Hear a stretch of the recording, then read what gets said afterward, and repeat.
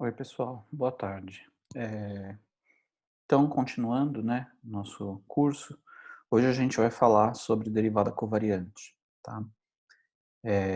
Então, deixa eu abrir aqui a apresentação.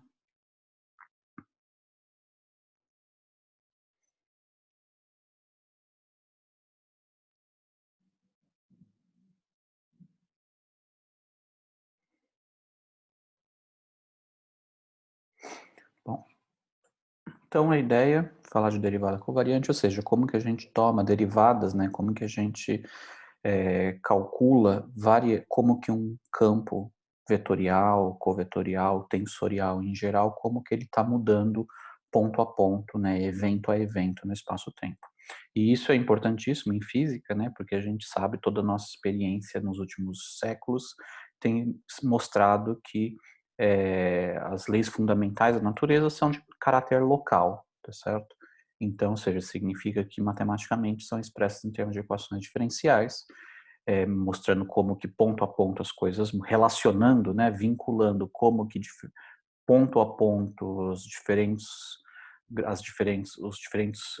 atores, né, do, da natureza, eles modificam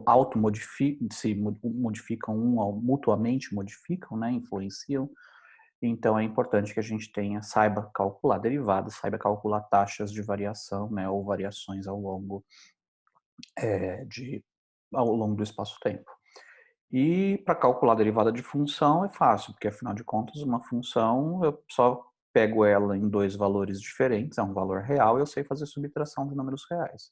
O problema é, por exemplo, calcular diferença de vetores em pontos diferentes, tá certo? Porque em geral, se você não tiver em espaço, por exemplo, como é um espaço afim, né, que eu posso comparar vetores em pontos diferentes, se eu estou num espaço que não é um espaço afim, não há, em princípio, uma maneira privilegiada ou a não ser que você coloque estruturas adicionais, não há necessariamente uma maneira privilegiada de você comparar, né, vetores em pontos diferentes. Então é importante que a gente veja o que é necessário para que a gente possa fazer isso. Afinal de contas, a gente sabe que para fazer no nosso mundo, né, no nosso universo, na nossa natureza, isso é possível, né? Tanto é que as leis são formuladas usando esse tipo de conceito.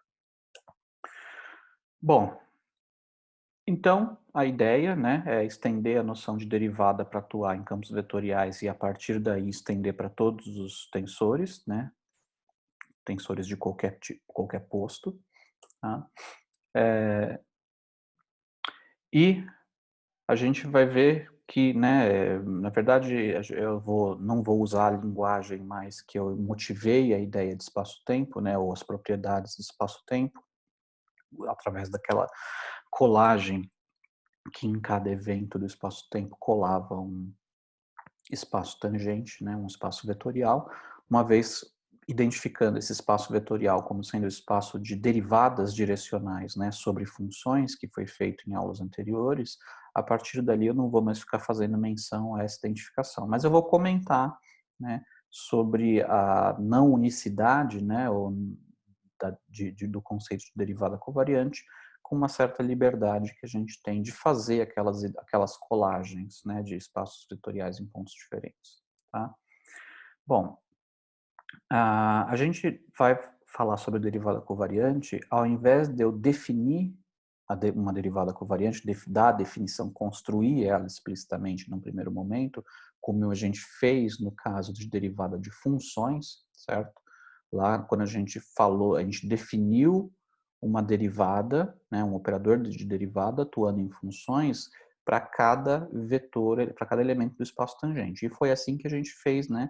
Viu que a gente podia pensar em vetores como sendo operadores diferentes de derivadas sobre funções, certo? Aqui a gente vai adotar uma outra postura. A gente vai dizer quais são as propriedades que a gente quer que um operador de derivada satisfaça quando atuando em vetores, né, num primeiro momento. E a partir dessas propriedades a gente vai procurar, primeiro, se existe se existe um objeto, né, que satisfaz essas propriedades, e caso exista, se ele é único ou não, tá? Então vamos ver. A gente já viu, né, que pro caso de funções, o operador derivado já está bem definido, né? A gente usou a letra nabla, né? Esse símbolo nabla A para designar a derivada em funções. Então, dado uma função, eu atuo um vetor nessa função, isso me dá um número real que tem a interpretação de ser a derivada direcional daquela função ao longo daquele vetor, né? E isso induzia um covetor, porque pegava vetores e levava em números reais, e portanto isso induzia um covetor, e esse covetor foi denominado nabla A de F. Então isso aqui induzia, né, um operador derivada em F que pegava funções e levava em covetores, de modo que se eu aqui pegar esse covetor e atuar num vetor VA, por exemplo, esse número que vai me fornecer é a derivada direcional dessa função F na direção daquele vetor, certo? Mas agora a ideia é estender para vetores, para tomar derivadas de vetores, e não apenas derivadas de funções, tá? Então, a gente, como eu disse, a gente vai fazer isso pelas propriedades que a gente quer que esse operador derivado satisfaça. Né? A gente viu no caso de operador derivada de funções que satisfaz as boas propriedades que um operador derivado tem que satisfazer, linearidade, né? No caso de funções, para a função constante derivada da zero, e a gente também impôs na verdade, impôs não, lá no caso a gente mostrou, né, que também satisfazia a regra de derivada do produto, né, a regra de Leibniz. Então, todo operador, né, que queira, que mereça o nome de operador derivada, tem que satisfazer a regra de Leibniz da derivada do produto, tá? Então, é isso que a gente vai impor, essas propriedades. Então, a primeira delas é linearidade. Se eu tiver dois campos vetoriais, U e V, e uma constante alfa aqui fazendo uma combinação linear entre eles, eu quero que essa combinação, a derivada, né, esse operador que eu vou procurar quem é, ainda não temos ele, aplicado nessa combinação linear, tem que dar a combinação linear do operador aplicado a cada um dos vetores. Então, essa é a imposição de linearidade. E a outra, como eu disse, é a regra de Leibniz. Então, se eu tiver, como eu estou querendo estender a definição dessa derivada, que já sei como atua em funções, mas eu quero estender agora para vetores, então que tipo de produto eu posso ter? Né? Eu posso ter produto de função com função, mas essa a gente já viu que satisfaz a regra de Leibniz, mesmo que a gente já sabe como que essa derivada atua em funções. Então, o tipo de produto aqui que eu tenho que considerar agora, para o resultado me fornecer um vetor, né, é uma função vezes um vetor. E a pergunta é como que essa derivada vai atuar numa função vezes um vetor. Bom, como isso aqui é um produto, eu vou impor que tem que satisfazer a regra de Leibniz, ou seja, eu não sei como que isso aqui atua nesse vetor resultado aqui, né, desse produto, mas eu quero que o resultado seja dado pelo operador derivado atuando na função, que eu sei como atua, vezes o vetor, mais a função vezes esse mesmo operador derivado atuando nesse campo vetorial, que eu também não sei ainda como atua. Mas, né, assim como do lado esquerdo aqui eu não tenho ainda esse operador, eu também ainda não tenho esse, eu não sei como que ele atua em vetores, mas a ideia é que, olha, qualquer que seja a definição, vai ter que satisfazer isso daqui, certo? Além de satisfazer todas as outras propriedades que já estavam previstas, que já tinham sido vistas para esse operador quando atuando em funções. Então, a gente só está estendendo, né, o domínio sobre o qual esse operador pode atuar. Antes era só em funções, só no espaço F maiúsculo, né, das funções suaves definidas no espaço-tempo. Agora eu quero estender para também campos vetoriais, certo? Bom, como eu disse, uma vez impondo essas propriedades, né, a gente tem que saber primeiro se de fato existe um objeto que satisfaça isso, né, quando atuando em vetores, e depois a gente analisa se esse objeto, caso exista, se ele é único ou não, tá? Se essas propriedades determinam um único operador derivado, né? Bom, a questão de existência é fácil provar que de fato existe, né? Meramente você exibindo uma construção dele. Você exibe um exemplo particular de um objeto que satisfaz essas propriedades e, portanto, isso prova que existe, né? E essa construção, eu vou dar ela aqui porque ela vai ser importante no que segue depois, tá? Então, a ideia dessa construção é a seguinte, pega n, né, no caso de dimensão n, mas no nosso caso aqui é n igual a 4, pega 4 campos vetoriais suaves, certo? O que significa 4 campos vetoriais suaves? São 4 campos vetoriais que, quando cada um desses campos vetoriais atua em funções, retorna uma função que é suave também, tá? Quando aplicado numa função suave. Então, considera 4 campos vetoriais. tá? E considera que em cada ponto, né, esses 4 campos vetoriais, então eles definem, cada um desses campos define um vetor em cada ponto, em cada evento do espaço-tempo, e suponha que eles são, esses 4 campos vetoriais, em qualquer ponto que você escolha para calcular, né, qual é o vetor que ele dá 4 vetores linearmente independentes, ou seja, que poderia formar uma base, né, que forma uma base, tá? Muito bem. Como esse campo vetorial, esses 4 campos vetoriais, eles são linearmente independentes, então qualquer outro campo vetorial V eu posso escrever como uma combinação linear desses 4 campos vetoriais, certo? Porque, ou seja, no fundo, isso aqui nada mais é do que expandir o vetor V nesses 4 em termos de uma combinação desses 4 campos vetoriais, que formam uma base em cada ponto, certo? Como forma uma base em cada ponto, isso aqui, na verdade, não são constantes, né? Em cada ponto, a componente do meu campo vetorial, ou seja, a maneira como o meu campo vetorial arbitrário pode ser escrita em termos daqueles 4 campos vetoriais pré-fixados, pode depender ponto a ponto, tá? Então, isso aqui, em geral, é uma função, não é apenas um número, né? Em cada evento, ele assume um valor numérico, mas ele pode variar ao longo do espaço-tempo, tá? E vamos chamar de ômega MA, né, os campos, os 4 campos covetoriais, né, que são duais a esse daqui. O que significa? Significa que eles são definidos dessa maneira como a gente definia a base dual, certo?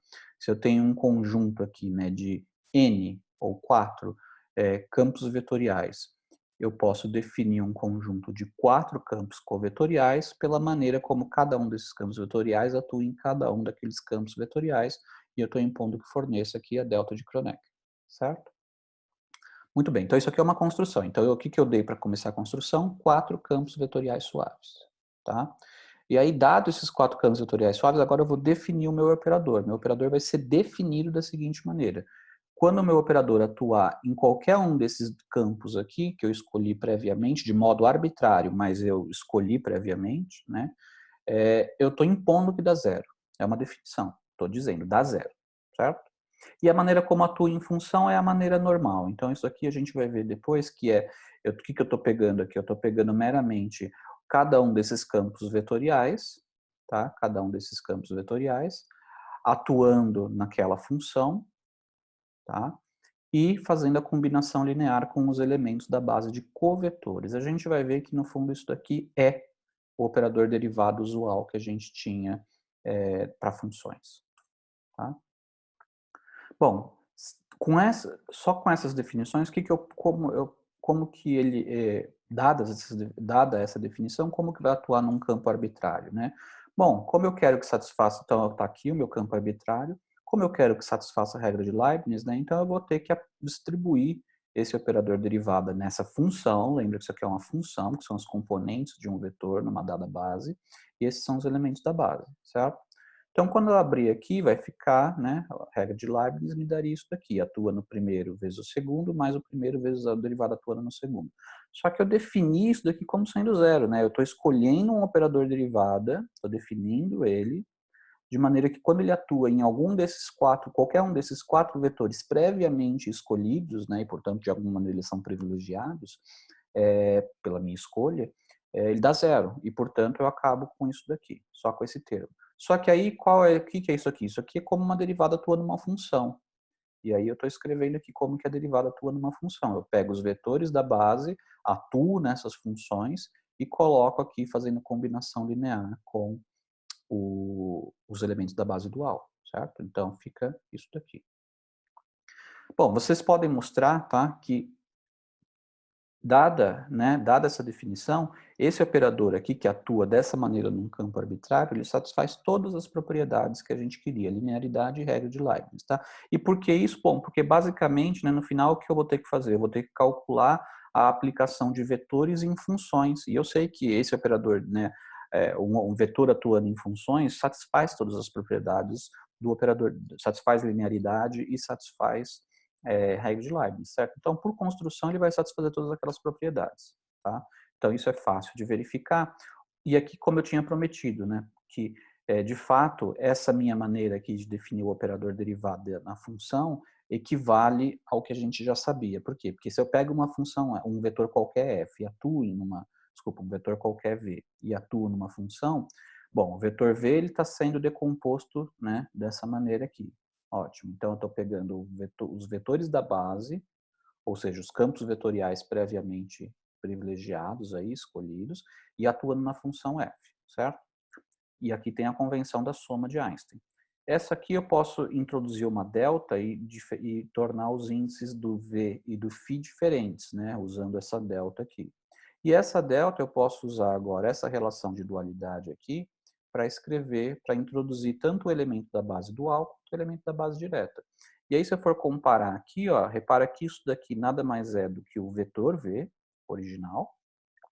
E isso daqui, ó, é como eu defini a minha derivada da função, certo? Então, o vetor o campo vetorial da base atuando na função f, combinado aqui, multiplicando os elementos da base dual. Está aqui, certo? Então, o que é isso aqui? Isso aqui é um VA e aqui aparece a derivada, né, da função f. Que é isso daqui, ou seja, então bate, né, porque a gente já tinha visto que essa relação, né, como que um vetor atua em f, justamente induzia um operador derivada na função f dessa maneira aqui. Ou seja, definia um covetor, né, que era definido pelo operador derivada atuando na minha função original. Tá? Então isso aqui mostra que, de fato, aquela minha definição aqui acima de como que eu estou aplicando a derivada em f bate com o que teria que bater de fato. Tá? Muito bem, então essa construção ela mostra que existe esse campo vetorial. Desculpa, existe esse operador derivado, certo? Nós construímos explicitamente um. Agora a questão da unicidade. Bom, pela própria construção fica óbvio, né? Fica bastante claro que está longe de ser única essa construção. Né? Por quê? Porque toda essa construção partiu da escolha arbitrária de 4 campos vetoriais linearmente independentes, certo? Então, se eu escolher um outro conjunto de 4 campos vetoriais, é possível que o operador derivado associado, é possível, não é obrigatório, mas é possível que dê origem a um outro operador derivado diferente desse. E, de fato, você, né, a não ser que você faça escolhas muito particulares desses novos 4 campos vetoriais, que especificamente seria o que escolha, a não ser que eu escolha outros 4 campos vetoriais que sejam combinação lineares dos 4 anteriores, usando constantes para fazer a combinação linear, ou seja, com componentes constantes, a não ser nesse caso específico, os operadores derivada associados a um outro, né, a esses novos 4 campos vetoriais, vai ser um operador, por aquela construção, vai ser um operador derivada diferente do primeiro. Tá? Então, está longe de ser. Na verdade, existem infinitos, aquela construção provê para a gente infinitas maneiras, ou infinitos operadores derivados diferentes. Tá? Então, está longe de ser único. Então, é isso que eu estou dizendo aí. Bom, se não é único, vamos fazer o seguinte, então, vamos calcular, pega 2 quaisquer, tá? São infinitos. Pega 2 quaisquer. Então, aqui, nabla e nabla-til são 2 operadores que satisfazem a propriedade, né, a todas aquelas propriedades, ou seja, são legítimos operadores de derivada, esses 2 aqui, tá? Agora, vamos calcular o seguinte, vamos calcular a diferença entre eles, tá? Quando atuando em funções e quando atuando em vetores. Tá? Quando atuando em funções primeiro, ó. Então vamos lá, o que eu estou fazendo aqui? Eu estou aplicando cada um deles na mesma função, pegando a subtração e calculando e aplicando, que me dá um covetor, e atuando num vetor qualquer, que portanto me dá um número real, certo?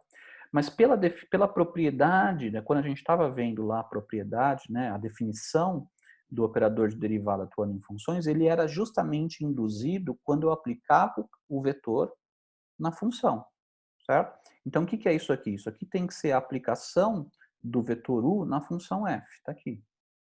Só que isso daqui também, né? Porque isso aqui também é a derivada da função f, que me dá um covetor, atuando num vetor. E, de novo, essa operação de derivada atuando na f, quando contraído com o vetor, né, quando aplicada num vetor, tinha, aplicado assim, né, esse covetor atuando nesse vetor, tinha que dar como que o u atua na f. Bom, mas então é o mesmo vetor u atuando na mesma f, portanto tem que dar igual. Então isso aqui tem que dar zero. Ou seja, embora haja infinitos operadores derivada diferentes, quando você considera que eles também podem atuar em vetores, né? A maneira como eles atuam, todos eles atuam em funções, é igual, tá? Então é assim, como para a função, o operador derivada ele é único, tá? Porque tem que satisfazer essa condição bastante forte aqui, que é a maneira como esses operadores derivados atuam em função tem que ser compatível com a maneira como vetores atuam em funções. Tá? Então, a maneira como vetores atuam em funções fixa a maneira como o operador derivada vai atuar. Tá? Então, isso fixa. Então, mesmo que eu tenha diferentes operadores, né, de derivada possíveis, que vão dar valores diferentes quando atuando em vetores, quando atuando em funções, dá sempre o mesmo resultado, não importa qual você escolha. Tá? E com relação a vetores? Né? Com relação a vetores, aqui tem uma manipulação que estou basicamente aplicando só, mesma ideia que a anterior, né? Só que agora eu estou aplicando cada um aqueles dois operadores derivada num produto de uma função qualquer com um campo vetorial qualquer. E estou usando a regra de Leibniz aqui, tá? E aí no final eu vejo que o que acontece é que essa função f aqui, né, depois de visto o que cancela aqui, essa função f ela fatora. Então, ó, a diferença das derivadas, né, do campo vetorial f vezes u é f vezes a diferença das derivadas atuando em U. Tá? Bom, isso pode parecer uma propriedade assim de menor interesse, mas na verdade mostra uma coisa muito forte, tá? Mostra que embora cada uma dessas derivadas, como qualquer bom operador de derivada, ele depende não só de quanto aquela função ou aquele campo que você está derivando, depende não apenas de quanto ele vale naquele ponto que você está calculando a derivada, mas ele está medindo uma variação e, portanto, ele tem que depender não só do valor da função ou do campo, do vetor num ponto, mas depende também de como que ele varia ao sair daquele ponto, né, ao você considerá-lo em pontos diferentes. Qualquer operador de derivada vai fazer isso, tá certo? Apesar disso, quando eu tomo a diferença não depende. A diferença depende apenas de quanto que esse vetor aqui depende no ponto, depende apenas de quanto esse vetor aqui, qual é o valor ou qual é o valor vetorial, né, que ele assume no ponto onde você está calculando a derivada. Ou seja, embora esse operador de derivada dependa, calculado num ponto P, por exemplo, ele dependa não só de quanto que o U vale em P, mas também de quanto que o U vale numa vizinhança, pelo menos numa curva ao longo em torno de P, e a mesma coisa para o Nabla-Till, porque também é um operador de derivada, mas quando eu tomo a diferença entre eles, o resultado só depende de quanto que esse campo vetorial vale em U, em P, desculpa, no ponto onde você está calculando, tá? Aqui está explicado por que essa igualdade aqui que foi demonstrada implica nisso, tá? E a razão é porque você pode construir um campo vetorial aqui totalmente arbitrário, usando essas combinações lineares aqui, e a única coisa que você vai impor para essa função f e essa função g aqui é que no ponto P essa f vale 1 e essa g vale 0. Só que fora do ponto P, elas são arbitrárias, tá? A única condição é que elas são suaves, mas, ou seja, infinitamente diferenciáveis, mas de resto, elas são arbitrárias, tá? Então, assim, com essas, você não tem absolutamente nenhum controle quanto que esse campo vetorial aqui vale fora do ponto P. A única coisa que você sabe é que em P, ele vale o quê? Ele vale U, porque o F vale 1 e o G vale 0, certo? Muito bem. E quanto está dando a diferença das derivadas aqui, se você usar essa propriedade, você vê que tanto a f quanto a g fatoram aqui para fora. E aí, se eu calcular a f aqui fora no ponto P dá 1 e a g aqui fora no ponto P dá 0.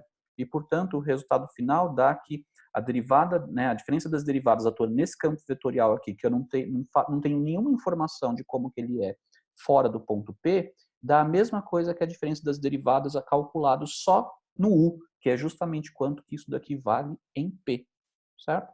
Ou seja, a única coisa que esse campo vetorial e esse campo vetorial têm em comum é que em P eles são iguais. Fora de P são totalmente independentes, tá? Podem ser muito diferentes. Apesar disso, a derivada deles dá igual em P. Isso significa, portanto, que essa diferença de derivadas depende só quanto esse campo vetorial aqui vale em P, certo? Pontual.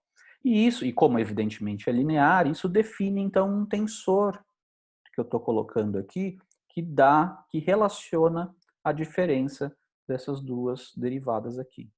Então eu tenho eu tenho que a diferença me dá um tensor legítimo, porque isso aqui é um tensor de posto 1, isso aqui é um tensor de posto 1, portanto a diferença é um tensor de posto 1, tá? Só que é linear em U, e depende só de U no valor no ponto. E, portanto, então, isso me define um tensor de posto 1, 2, que quando aplicado em U, me fornece um tensor de posto 1, 1, certo? Bom, isso é... Por que a gente está se preocupando em mostrar isso? Porque isso aqui mostra para a gente o seguinte, ó, no final, evidentemente, que a gente vai querer usar algum critério físico para selecionar desses infinitos operadores de derivada, qual é que realmente é o operador de derivada físico. Afinal de contas, né, quanto dá a derivada quando eu expresso uma lei física através de uma equação diferencial, não é uma questão de opinião qual é o valor da derivada daquelas quantidades, tá certo? Não é uma questão de opinião. A natureza privilegia uma maneira de eu né, uma maneira de eu comparar vetores em pontos diferentes para que haja né, um sentido físico único nesse cálculo, né, do que é de fato o bom operador de derivada, ou seja, o bom operador que compara como que as coisas estão mudando à medida que eu vario o ponto, tá? Então já fica essa mensagem. Embora haja infinitos operadores de derivada que merecem o nome de operador de derivada por conta de satisfazer as propriedades que a gente impôs, mas, de fato, na natureza, a gente vai ter que selecionar um deles, vai ter que usar algum critério físico para selecionar um desses. Tá? Qualquer que seja ele, vamos supor que esse nabla sem o tio seja o operador físico que eu estou interessado. Certo? Essa expressão aqui mostra o seguinte: se eu posso sempre relacionar o meu operador derivada físico, né, com um operador derivada qualquer, que não necessariamente é físico, qualquer, tá? Desde que eu conheça esse tensor aqui que relaciona a diferença dos dois, certo? Então essa vai ser a ideia. A gente vai acabar expressando, né? A gente não vai saber de cara quem é o operador derivada físico, mas a gente vai começar trabalhando com um operador de derivada que é conveniente apenas, não é o operador de derivada físico, mas é o operador de derivada que para a gente é conveniente, e eu posso obter o físico uma vez conhecendo esse tensor aqui, ou as componentes desse tensor no sistema de coordenadas ou na base que eu tiver interessado, tá certo? Bom, e qual é esse operador derivada não físico né, não necessariamente físico, que eu vou usar por conveniência para, então, usando esse operador derivada conveniente e sabendo as componentes daquele tensor C, para obter o tensor físico de fato, né, a derivada física de fato. Bom, a derivada conveniente deve ser a derivada parcial, tá? E como que eu construo o operador derivada satisfazendo aquelas propriedades, né, que no final acaba sendo a derivada parcial? É só lembra daquela construção onde eu demonstrei a existência de operadores derivadas satisfazendo aquelas propriedades, que eu escolhia, né, 4 campos vetoriais suaves e definia que meu operador derivado atuando neles dava 0. Ótimo. É só agora eu escolher um sistema de coordenadas, eu escolho um sistema de coordenadas, tá? Porque se eu estou falando de derivada parcial, e derivada parcial em relação a coordenadas, a cada uma das coordenadas, então eu preciso ter um sistema de coordenadas. Então define um sistema de coordenadas e considera a base coordenada induzida por esse sistema de coordenadas, tá? Que a gente convencionou chamar aqui antes a gente chamava de φ, né, que é a base coordenada associada ao sistema de coordenadas φ, mas depois a gente então viu que como era bastante conveniente representar ele com o mesmo símbolo da derivada parcial, só tomando cuidado quando eu escrevo com esse índicezinho A em cima, é porque ele é um campo vetorial, certo? É um vetor em cada ponto aqui. O mi indexa qual é o elemento da base, né, se é o 0, 1, 2 ou 3, e o A só está lá para dar o caráter vetorial. Então, isso aqui são os elementos da base. Né? E eles são os que eu vou usar para dizer que, para definir o meu operador derivada não físico, né? Aquele de referência em relação ao qual eu vou construir depois o físico. Tá? E como que eu faço isso? Bom, basicamente eu vou usar esse cara aqui na definição. Então, o meu nablatil, o que ele vai fazer? O meu nablatil ele vai ser tal que quando atuando nesse operador, nesses campos vetoriais aqui, ele dá 0. Tá? Ele dá 0. Bom, Aqui eu só estou mostrando que isso de fato e como que ele atua em funções? Bom, em funções ele atua de maneira normal. Aqui eu só estou mostrando que esse operador definido dessa maneira, quando atuando em funções, ele vai dar o quê? A derivada parcial meramente. Tá? Então isso aqui é só uma manipulação, né? Aqui tem um til, faltou um til aqui também, tá? Então isso daqui que eu estou mostrando que se eu pegar a VMI aqui, né, as componentes do campo vetorial, e fizer aqui, né, a convenção de soma de Einstein com com as componentes daquele covetor, né, que é o operador derivado atuando em F, bom, isso aqui evidentemente é isso daqui na notação de índices abstratos, que por sua vez é meramente a atuação de V em F, que como V eu posso escrever nessa base aqui como sendo uma combinação linear das suas componentes e dos elementos da base aqui atuando na função f, repara que aqui, né, eu tenho, se isso aqui é igual a isso para qualquer vetor V, eu posso identificar então que quem é o meu nabla mi f til, está aqui embaixo, ele nada mais é do que a derivada parcial da f. Ou seja, esse covetor aqui, ó, nabla AF, ele é um covetor que tem componentes del mi f, ou seja, derivada parcial da f, na base dual associada a essa base aqui. Então isso aqui é só uma notação, tá? Do mesmo jeito que é conveniente usar o mesmo símbolo de derivada parcial para os elementos da base de vetores, é conveniente também, justamente pela dualidade com o operador de cujo símbolo é uma derivada parcial, também é conveniente usar esse símbolo aqui de diferencial, né? Mas que aqui é só um símbolo com esse azinho aqui, isso aqui é só uma notação para a base dual à base de vetores, tá? Base coordenada. Então isso aqui é a base coordenada dual, poderia dizer assim. Então aqui eu tenho um covetor cujas componentes nessa base dual, nesse sistema de coordenadas, é meramente a derivada parcial, tá?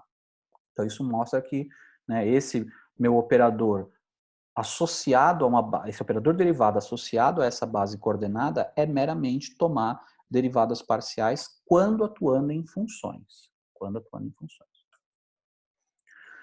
Bom, e se eu atuar, né, num campo vetorial qualquer, né? O que vai acontecer? Bom, se eu atuar num campo vetorial qualquer, a gente já viu que esse operador derivado físico, o que ele vai ser? Ele vai ser esse de referência que eu estou escolhendo, mais aquele tensor C lá, né? Só que aqui, por convenção, quando um desses operadores, ou quando esse operador de referência, derivada aqui de referência, eu uso como sendo associado a uma base coordenada, eu vou trocar aquele tensor que eu usei C para descrever, mas eu vou chamar ele de gama maiúsculo, tá? Então, é aquele tensor C, mas no caso particular em que no qual esse nablatil aqui é o operador derivado associado a uma base coordenada, como feito aqui em cima, tá? Bom, e aí como é que vai atuar, né? Eu expando esse meu vetor VB aqui nos elementos da base, né? Então vai ficar VMI del mi, só que o operador nabla atuando no elemento da base dá zero, por construção, né? Por definição, né? Então isso aqui vai atuar meramente na componente apenas, ó. E aqui vai continuar do jeito que estava, tá? Aqui eu troquei as letras, mas é a mesma coisa, tá? E finalmente, como é que isso aqui atua numa função? Bom, tá aqui como atua na função. Então aqui eu só estou escrevendo que ele vai atuar como uma derivada parcial na função e aqui está o elemento da base dual para ver que isso aqui vira um covetor, certo? Então, em outras palavras, ó, as componentes da derivada física atuando num campo vetorial é igual à derivada parcial atuando nas componentes, né? Mais esses coeficientes aqui que são o quê? São as componentes do tensor gama, né? Atua nessa base, nesse sistema de coordenadas específicos, aqui contraído com V, tá? Então, se eu sei qual é a cara do meu campo vetorial, afinal de contas, se eu quero tomar a derivada dele, eu preciso saber quais são, né, quem é esse campo vetorial. E sabendo quais são esses coeficientes aqui, né, quais são essas componentes, eu consigo, então, tomar a derivada física, né, a derivada verdadeira naquele espaço-tempo do meu campo vetorial. Tá?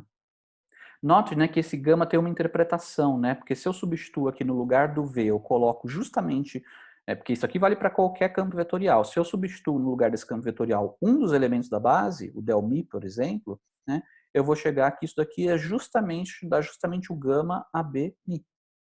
Tá? Ou, equivalentemente, O gama, alfa, beta, gama nada mais é do que eu pegar aqui, ó, como que um vetor da base varia na direção de outro, e isso vai me dar um vetor, e aí eu pego uma das componentes, a componente alfa desse vetor, tá? Então, o que esses gamas aqui medem? O que esses valores numéricos medem? Né?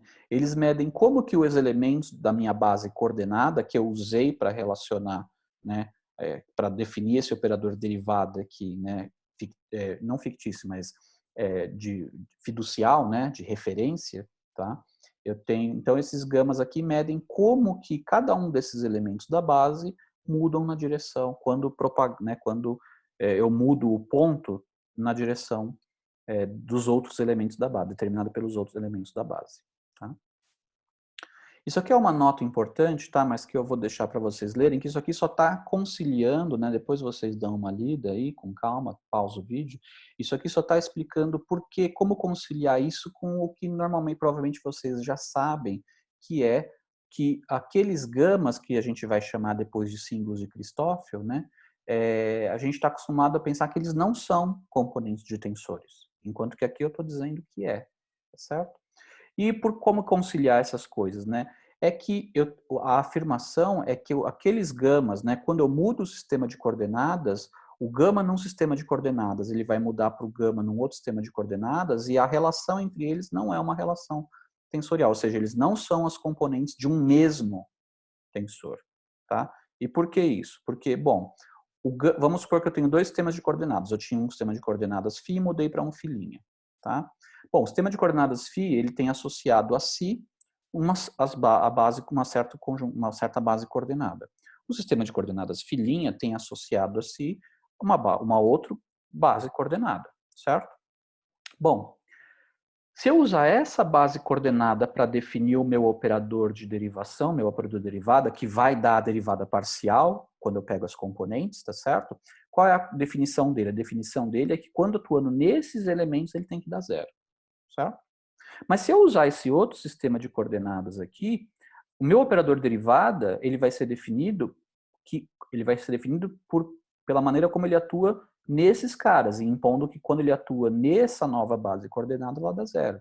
E, via de regra, né, em geral, esses dois operadores aqui não são o mesmo. Então, o operador que, quando aplicado aqui, dá zero, não vai dar zero quando aplicado nessa base, não necessariamente. A não ser que seja uma combinação linear com coeficientes constantes, certo? E vice-versa. O operador definido fazendo com que aqui dê zero, não vai dar zero aqui. Ou seja, o operador derivada, que em cada sistema de coordenadas se refere à derivada parcial, não é o mesmo operador de derivada. Tá? Então, quando eu escrevo, né, minha derivação física, né, em termos de derivadas parciais de sistemas de coordenadas diferentes, eu estou usando aqui componentes de tensores, mas de tensores diferentes.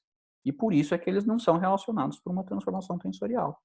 Então, assim, o gama, ele até é componente de um tensor. O problema é que aquele tensor eu só vou usar aquele tensor num sistema de coordenadas muito específico, tá? Ou seja, no qual ele é dado pela relação da operador de derivada parcial daquele sistema de coordenadas com a derivada física. Nunca vai ser conveniente eu pegar as componentes desse mesmo tensor e expressar num outro sistema de coordenadas. Porque esse operador de derivada, que nesse sistema de coordenadas é meramente uma derivada parcial, se eu mudar o sistema de coordenadas, ele não vai mais ser uma derivada parcial, ele vai ser uma coisa mais complicada. E aí perdeu a utilidade, perdeu a conveniência. Então, o que seria mais útil fazer se eu mudo o sistema de coordenadas? Muda qual é o operador de derivada fiducial, né, de referência, que eu vou usar para calcular derivadas e relacionar com a minha derivada física. Bom, mas aí eu estou mudando. Se eu estou mudando qual é o meu operador nabla-til, né, de referência, eu estou mudando qual é o tensor que relaciona cada um desses dois operadores com o mesmo operador físico. E, portanto, quando eu pego as componentes, são componentes de tensores diferentes. Não tem por que haver uma relação, né, fixa entre eles, certo? Então, é isso que explica o fato de que, normalmente, quando a gente escreve derivada, né, desse jeito aqui, a gente diz, ó, isso aqui esses caras não são componentes de um tensor. E, de fato, não são componentes de um tensor. Em cada sistema de coordenadas, eu posso interpretá-los como componentes de um tensor, certo? de um tensor específico. Mas quando eu mudo o sistema de coordenadas e eu volto a escrever a minha derivada desse jeito aqui, agora isso aqui também são os componentes de um tensor, só que de um outro tensor, tá? Então, não há nenhuma vantagem em ficar, né? Isso aqui eu só estou dizendo para vocês entenderem qual a relação entre esse C ou aquele gama ABC, que são tensores, com os símbolos de Christoffel, que nós estamos acostumados a dizer, né, falar que não é um tensor. E, de fato, não são os componentes de um tensor. Muito bem. Só nomenclatura, né? No contexto de relatividade geral, ou em física em geral, esse operador nabla aqui é o que a gente chama de derivada covariante. Tá? Normalmente, na literatura matemática, literatura de geometria diferencial, né, é o que os matemáticos chamam de conexão. Tá? Então, a conexão, para eles, é o que a gente chama de derivada covariante. Tá? E o que a gente chama de conexão, na verdade, tem mais a ver com está mais associado justamente com aquele tensor C, né, para a gente, do que, então, são linguagens diferentes, tá certo? Mas para a gente vai chamar de derivada covariante, o que na literatura matemática é chamado de conexão. Caso, eu só estou dizendo isso, caso vocês tenham interesse em procurar em algum livro de geometria diferencial, para não confundir, tá? Então, aí tem um exercício, né, que eu peço para vocês fazerem, embora eu resolva eles aqui, que é reobter aquela expressão da derivada, como que a derivada, né, física se relaciona com derivadas parciais, né, lembrando que os gamas são dados, né, dessa maneira aqui, eles fornecem como que um elemento da base coordenada varia em relação ao outro, tá? E aí eu resolvo só para ficar claro em que sentido eu quero que vocês se obtenham, né, partindo do quê, tá? Então, aqui está a solução, eu quero que vocês façam isso daí. Tá? Eu vou fazer uma pausa nesse vídeo, porque senão ele vai ficar muito comprido, tá? E aí eu coloco, então, a parte 2 desse vídeo ainda de derivada covariante, tá? Mas eu faço uma segunda parte para dar tempo aí de vocês darem uma respirada. Eu sei que vocês poderiam pausar, né? Mas eu não, tá? Então, e para depois não juntar num vídeo que vai ficar muito gigante, então eu vou fazer em duas partes, tá? Então deixa aqui eu interromper. E aí eu já volto então com o outro vídeo, tá certo? Um abraço, pessoal.